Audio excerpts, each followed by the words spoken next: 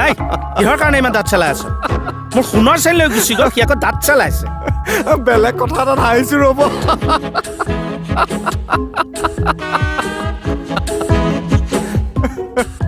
আপোনাৰ চেন চুৰ হৈ গ'ল আপুনি নধৰিলে কেলে মই হতভম্ব ৰাকেশ মই হতভম্ব মোৰ ব্ৰেইনটো লক হৈ গ'ল মই ক'লে যাম কি কৰিম হেল্ল' একো গম নাপাওঁ বা পুলিচৰ ডিগ্ৰীৰ পৰা চুৰে চেন চুৰ কৰি লৈ যায় কম দুঃসাহসিক নে সিহঁত অসভ্যালে